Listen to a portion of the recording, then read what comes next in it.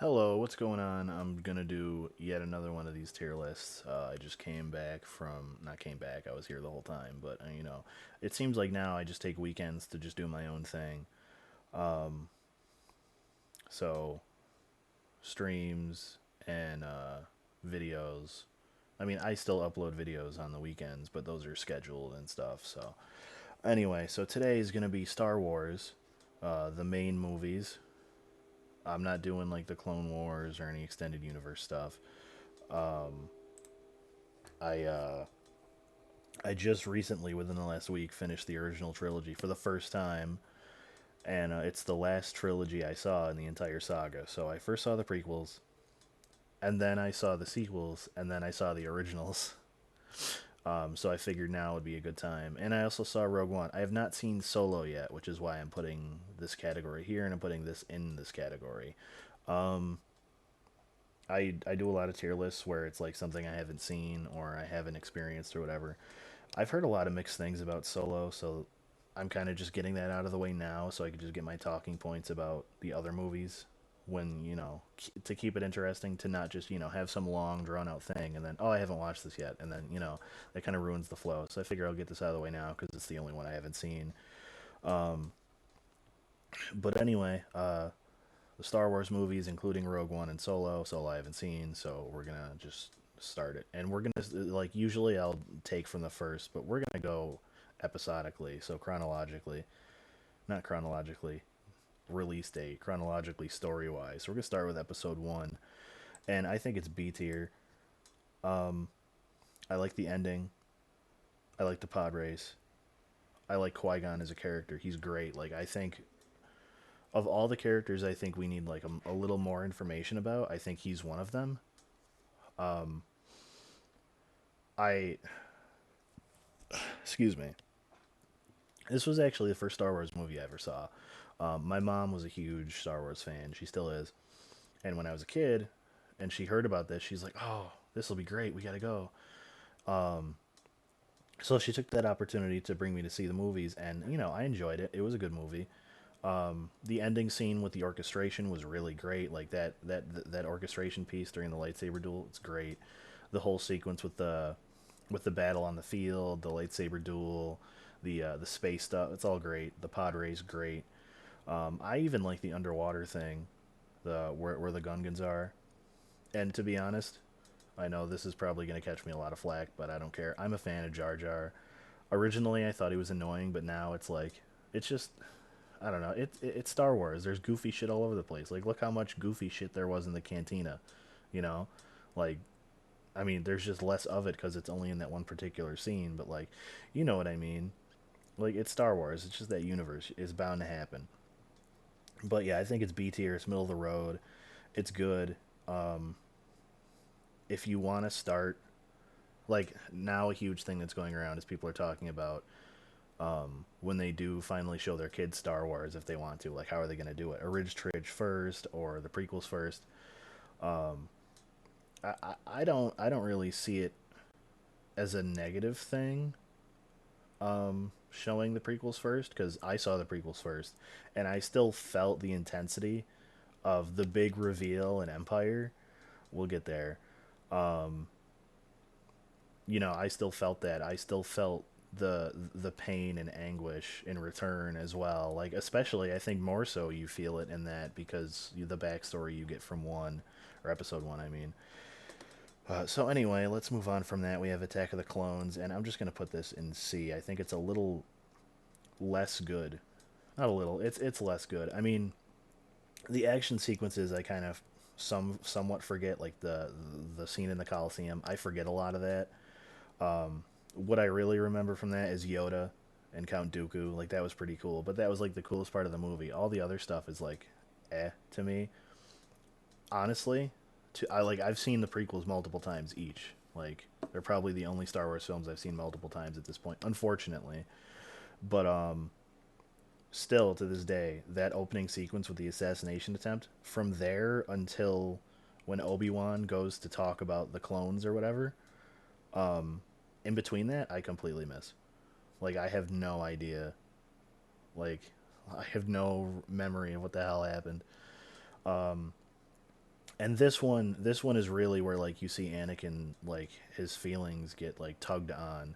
Like a lot of people say that like Anakin, or some people say Anakin and the Skywalkers in general are kind of like whiny. Anakin really is here in this movie. Like in this, he was a kid. I mean, child actors are typically bad anyway. Cut the kid some slack. But this, I mean, Hayden Christensen, I don't know.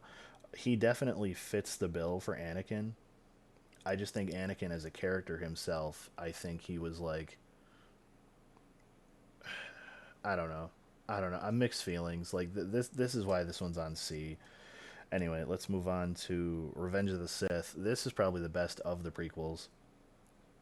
The Mustafar battle, Yoda versus the Emperor. It's great. This is when like the actual like shit hits the fan with Anakin and the Emperor and the Jedi and Order 66. Like through these movies, the whole like obviously people know at this point, but the whole point from episode 1 to 3 is how Anakin struggles and his feelings are taken advantage of. And throughout the saga essentially you feel that, and that hits home. So I put that at A. And just it's really it's sometimes it's hard to watch, like towards the end of this one, at the Battle of Mustafar. You know, don't underestimate my power, all that shit. You know, it's really sad. I mean, obviously there's memes like I have the high ground and all that stuff, but like let's be honest, it's probably one of the sadder moments of the series. You know. Next we have Rogue One. I really liked it. For not having any of the real main characters in it, it was really good, and having that in between like explanation for the plans for the Death Star, it's really cool. Not really required, but it's good that they added it and they made it good. So I'm gonna put this in B tier as well. I don't have any like stark raves about it, but for being a Star Wars film technically included in this entire saga, it really stands out as like its own thing, because it's not like there's Luke or Obi-Wan carrying this. You know, it's just these, to us, these nobodies, and that's great. Now let's do the OG. Star Wars is almost 50. It's 2021. What did this come out in 77, 78? So we're close to 50 for Star Wars, and that's going to be crazy. That's going to be huge. You know, people are going to go nuts for 50 years of Star Wars. I think A New Hope, man, I feel like if I don't put A New Hope in S, I'm just gonna get shit on. But like, A New Hope is a lot of establishment stuff too, because even if you watch the prequels first, you still have to understand that like there's been what, like 30 years between episode 3 and episode 4. So there's still a lot of information to find out about. You know, the droids, Luke and Obi-Wan, hell, Vader and Obi-Wan later in that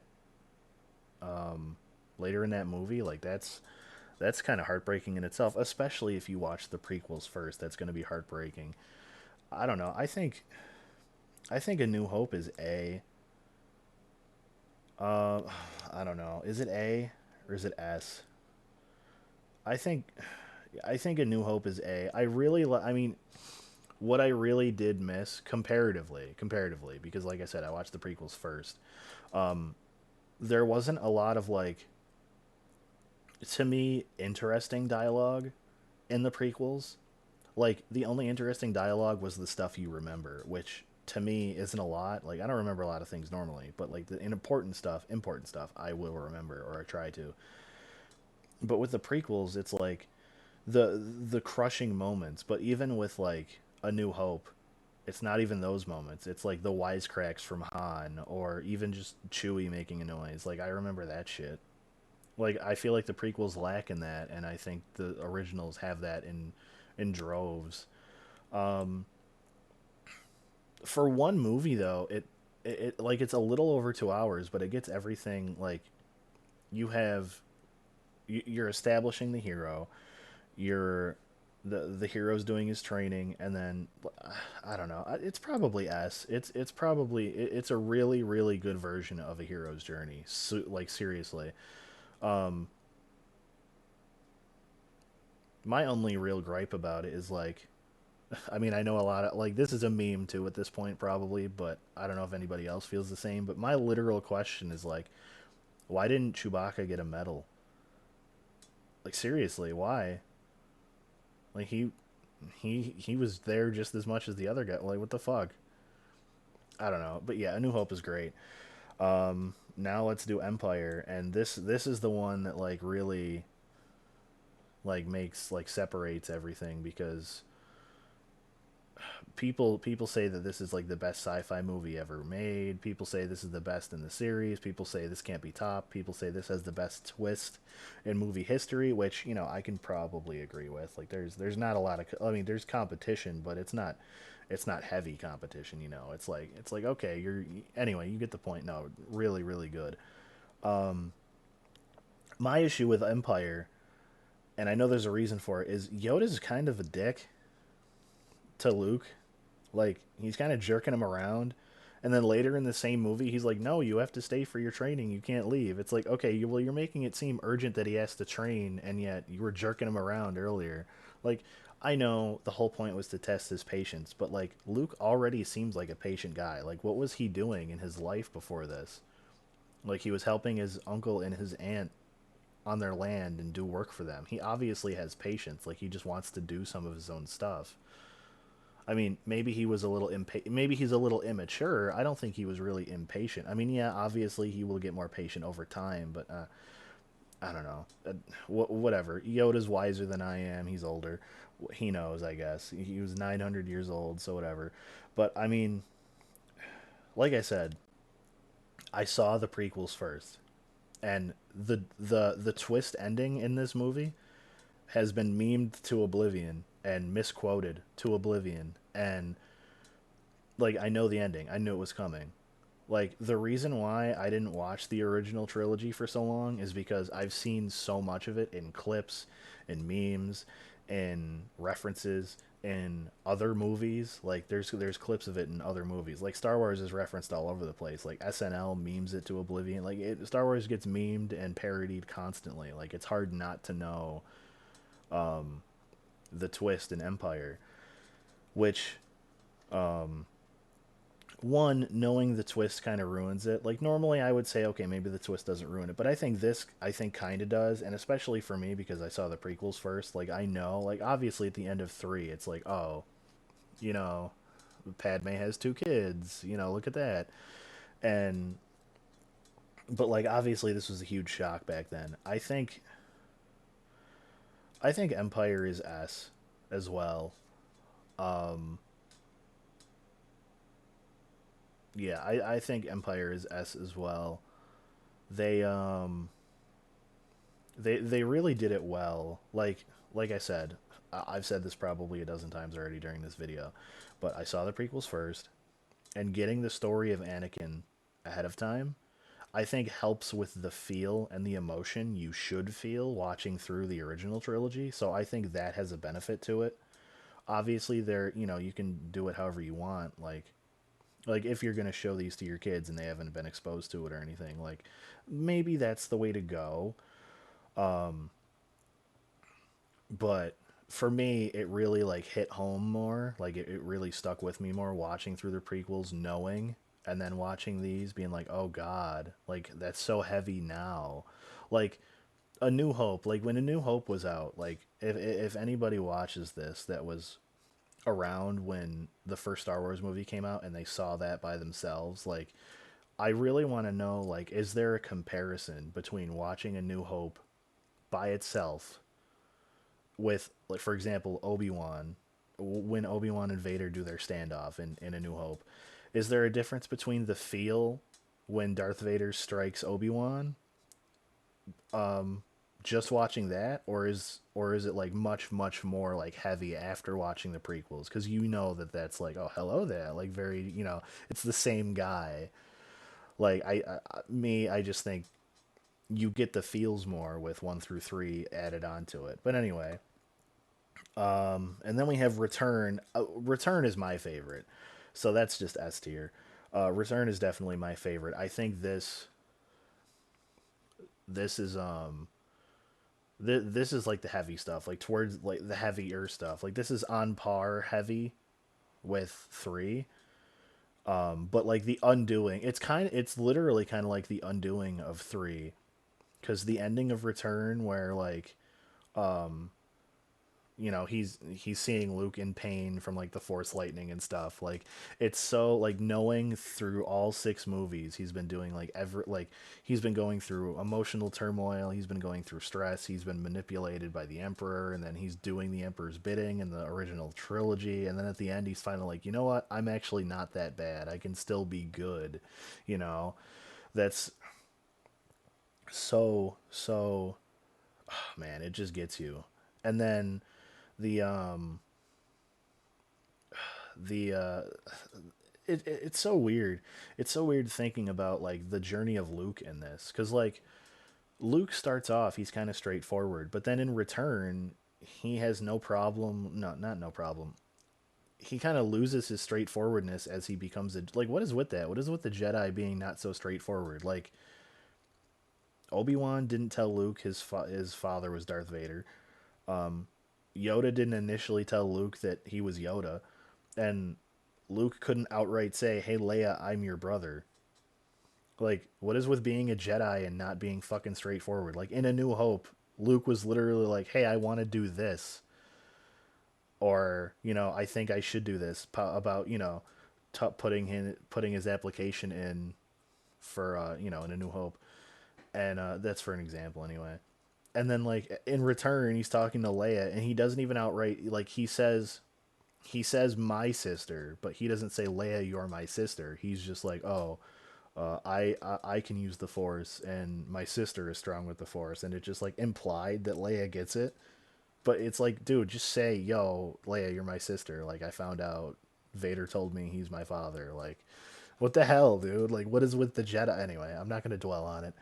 But yeah, Return's my favorite. I think the celebration at the end is cool. Like I said, the emotional stuff with Vader, the Emperor, and Luke. I think the intro is pretty cool with escaping from Jabba. That's really sick. I love all that. It's a trap, like that's so classic. I think Return is probably the best one. My personal favorite. Anyway, so let's move on. Now we got the sequel trilogy. Let's see, The Force Awakens. This is probably C. Yeah, I probably enjoyed it about as much as Episode Two. I don't really remember a lot from it. I know, excuse me. I know they established Rey kind of initially as a nobody. Kylo Ren was introduced. I don't really remember a lot from it. Like, my memory's bad anyway. But it didn't seem like there was anything significant here. Like, I know at the very end of this, like, she finds Luke, but he doesn't even say anything. Like, he's on screen for maybe 2 seconds, and he doesn't even fucking say anything. It's like, oh great, now we gotta wait another 2 years to see Luke say something. Like, fuck you, seriously. Next is The Last Jedi. I think this is B. It's better than Force Awakens, and I think Luke's presence in it is really great. I think the whole thing with Luke and Kylo at the end, that's insanity. Like, seriously. Was it The Last Jedi where it was Rey and Kylo like fighting together? Was that The Last Jedi, or was that The Rise of Skywalker? I'm pretty sure that was Last Jedi. But that was pretty cool. If it is Rise of Skywalker, then just, apply it to the right movie. I just don't remember. The sequel trilogy is to me. Eh, you know. I think honestly, Leia doing the Force thing and getting herself out of space and keeping herself alive was goofy, but I get it. But other than that, I think the best thing about this movie is that light speed jump right through that fucking ship is the most incredible fucking insane thing in the entire series. Like, I mean, destroying the Death Star is cool, but like that's fucking awesome. It's so cool. Like when I saw that, I was like, holy shit! Like in the theater, I was like, holy fucking god, that's awesome. Uh, anyway, and then we have the Rise of Skywalker, which it wasn't bad. It wasn't great. Um, I'll put it in C, honestly. You know, I could put it in D. Fuck it. It can be the only D tier one. Is the last one. Um, I don't think we needed to have an origin tie-in with Rey and Palpatine. Like, I don't think that was necessary. One, two. How did Palpatine survive being thrown in return? Like, how did he do that? Did we get an explanation? No, he just kind of like appeared and like, yeah, I'm still alive. Like, what? Um, there was no hint that Palpatine even had a child, let alone a grandchild. So who the fuck who the fuck is Ray's parents then? Like, I mean, I'm pretty sure I just missed a lot of the dialogue, probably, knowing me.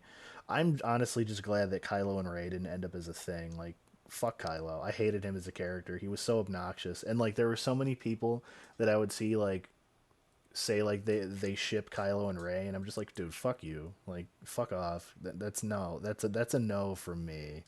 Like, no. And then obviously, you know, the big sad with Leia, like, yeah, obviously that's going to be depressing. But yeah, that's it. That's my opinion on the Rise of Skywalker. Probably the worst one. It may be it may be between, I don't know. I don't know. Yeah, I mean, obviously the original trilogy is going to be the best. Definitely S tier. I think I prefer. Oh, in the Last Jedi, Puppet Yoda return. That was pretty cool. That was awesome. And then we get a little backstory of Luke training Kylo or being afraid of him or whatever. That, you know, hence the whole vision or whatever, vision flashback story, whatever it is. But yeah, this is my ranking. We got the original trilogy in S. This, I agree with it. They're definitely the best three films in the entire saga, in the Skywalker saga, 100%. Revenge of the Sith is in A tier by itself, and then we have Episode One, Rogue One, and The Last Jedi in B, Episode Two and Episode Seven in C, and then the ninth movie in D. And I have not seen Solo. I mean, I heard I really don't need to see Solo. It's just a backstory about Han Solo. I don't need it. Do I? Like, do I need it? Do I need to understand why Han Solo's uh do I need to understand Han Solo's origins? Like, no. I mean, it's probably more than just an origin story. I get that cuz it's a full-fledged Star Wars movie, but still, like, I mean, I'll probably watch it eventually and maybe I'll redo this list. Or at the very least, I'll come back, do this list, and I'll rank Solo accordingly. But, you know, I won't really do much else. But this is my list. This is my Star Wars tier list. We have the original trilogy in S tier. I don't think anyone's shocked. My favorite is Return. So, you know what? I'll put this in front. Return is my favorite. And then I think Empire and A New Hope are like tied, seriously. But they're still all in S tier. Yeah, let me know what you think. Let me know. Let me know your opinions. If you're a Star Wars fan, let me know what you saw first.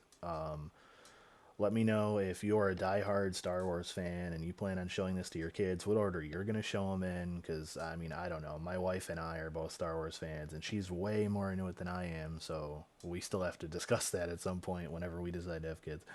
But anyway, I hope you have a great day. Let me know your opinions, and that's it. Have a good day.